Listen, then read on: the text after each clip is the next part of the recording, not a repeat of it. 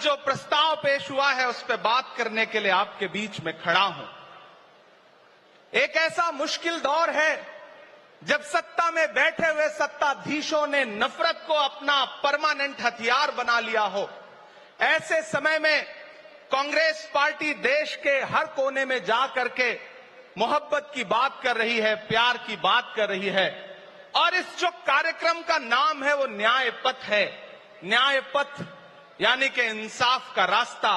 और उस इंसाफ के रास्ते पर अपने अतीत की विरासत को संभाल करके, संजो करके लेके चलता हुआ एक ऐसा न्याय का योद्धा जिसका नाम राहुल गांधी है, जो हम सब के लिए प्रेरणा का स्रोत है। मैं गुजरात में खड़ा हूं, जो महात्मा गांधी का गुजरात है, जो सरदार वल्लभ भाई पटेल का गुजरात है। तो मैं इस गुजरात में खड़ा होकर के अपने अतीत और अपने वर्तमान को मिलाता हूं तो मैं ये महसूस करता हूं और फख्र से सोचता हूं कि मैं वो हूं, मैं कांग्रेस का अदना सा एक वो सिपाही हूं जिसकी जड़ें जाकर के महात्मा गांधी से मिलती हैं और जिसके कदम जाकर के राहुल गांधी से मिलते हैं। मैं सौभाग्यशाली हूं कि मैं कांग्रेस पार्टी का एक अदना सा सिपाही हूं। साथियों, मैं कोई लंबा चौड़ा भाषण करने के लिए नहीं खड़ा हूं।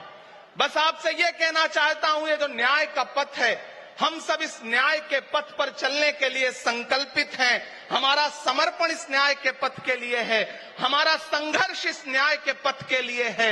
मेरे भाई शशि थरूर जी बोल रहे थे, सचिन पायलट जी ने बोला, हमारी बहन गेनी बहन ने बोला, उसके बाद इमरान बोल रहा है। इन चार नामों में ही आप ये पाएंगे कि उत्तर से लेकर के, दक्षिण से लेकर के, गुजरात से लेकर उत्तर प्रदेश तक कांग्रेस यही तो है। कांग्रेस यही तो है, देश को समेटने और एकजुट करने का नाम कांग्रेस है। मुझे याद है कि जब कन्याकुमारी के साहिल पर खड़े होकर के, समंदर के साहिल पर खड़े होकर के हमारे नेता राहुल गांधी जी ने कहा था कि मैं 4000 किलोमीटर चलूंगा, एक नारा लगाऊंगा, नफरत छोड़ो भारत जोड़ो।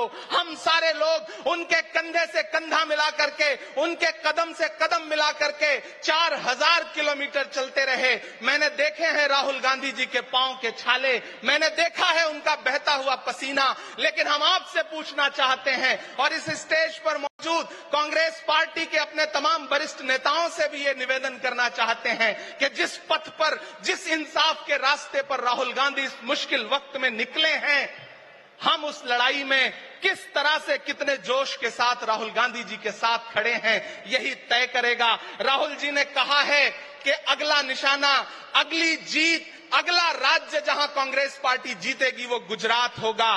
तो याद रखिए कि हार तब होती है जब ठान लिया जाता है, हार तब होती है जब मान लिया जाता है, जीत तब होती है जब ठान लिया जाता है। अगर हमने ठान लिया कि जहां से आज सत्ता के शीर्ष पर बैठे हुए लोग नफरत परोसने का काम कर रहे हैं, असमानता का काम कर रहे हैं, संस्थाओं को कुचलने का काम कर रहे हैं, उनके खिलाफ अगर हमने उन्हीं जड़ों में जाकर के मेहनत की हिम्मत दिखाई तो मुझे पूरा यकीन है कि जिस तरह अंग्रेजों के खिलाफ लड़ते हुए कांग्रेस पार्टी ने इस देश को स्वतंत्रता संग्राम के जरिए आजादी दिलाई थी, तो ये लड़ाई भी उस स्वतंत्रता संग्राम से कम नहीं है। उस लड़ाई का नेतृत्व महात्मा गांधी जी कर रहे थे, तो इस लड़ाई का नेतृत्व राहुल गांधी जी कर रहे हैं और हम सारे लोग राहुल गांधी जी के साथ खड़े हैं। हो सकता है कुछ लोग इस सफर में, इस मुश्किल सफर में छोड़ के चले गए हों, उन्हें नजरअंदाज करिए और एक नई पीढ़ी, एक नई ऊर्जा के साथ राहुल जी के साथ खड़ी हो।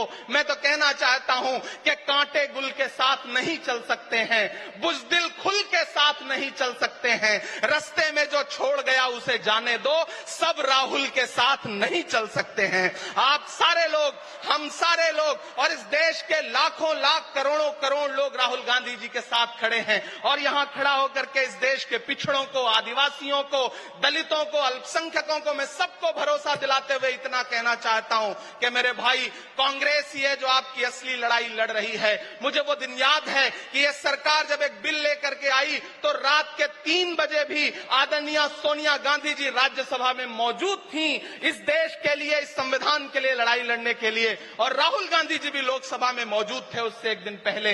जिस संजीदगी के साथ वो लड़ाई लड़ रहे हैं, हम सारे लोग उनके साथ खड़े हैं। और मैं ज्यादा भाषण नहीं करूंगा, जाते जाते बस आपसे इतना कह के जाना चाहता हूं साथियों कि ये न्याय का पथ और एक छोटी सी कविता, और उस कविता का जो शीर्षक है, उस कविता का जो हीरो है, वो मंच पे मौजूद है। मैं चाहता हूं पीछे तक एक बार दोनों हाथ उठा करके तालियां बजाएं। मैं अगले 1 मिनट की कविता सुना करके यहां से आपसे विदा लूंगा। कन्याकुमारी से जो सफर शुरू हुआ था वो अहमदाबाद तक लगातार जारी है और आगे भी जारी रहेगा।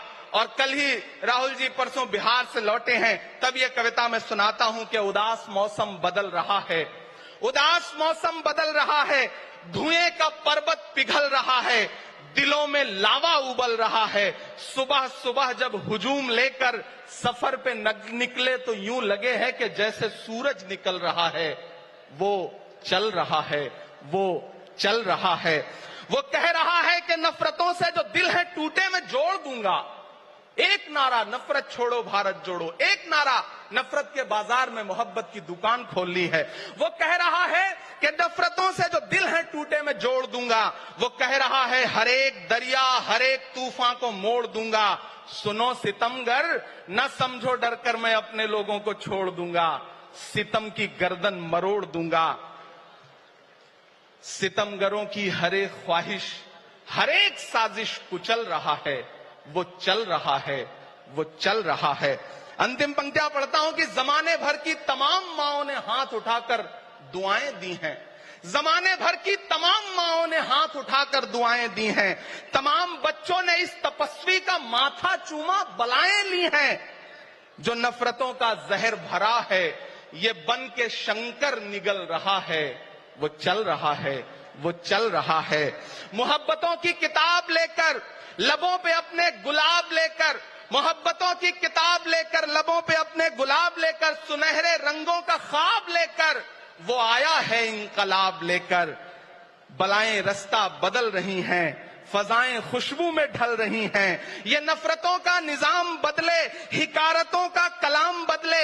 अगर ये रहबर नहीं बदलते तो अपना लहजा अवाम बदले। अंधेरे बेचैन दिख रहे हैं, कोई जो है इस अंधेरी शब में मशाल की तरह जल रहा है। वो चल रहा है, वो चल रहा है, वो चल रहा है। बहुत बहुत आप सबको धन्यवाद दूंगा। साथियों, आपने जिस जिंदा दिली से सुना उसके लिए आपका बहुत आभार। न हम सफर न किसी हमनशी से निकलेगा, हमारे पांव का कांटा हम ही से निकलेगा। वतन की रेत मुझे एड़ियां रगड़ने दे, मुझे यकीन है पानी यहीं से निकलेगा। बहुत बहुत शुक्रिया।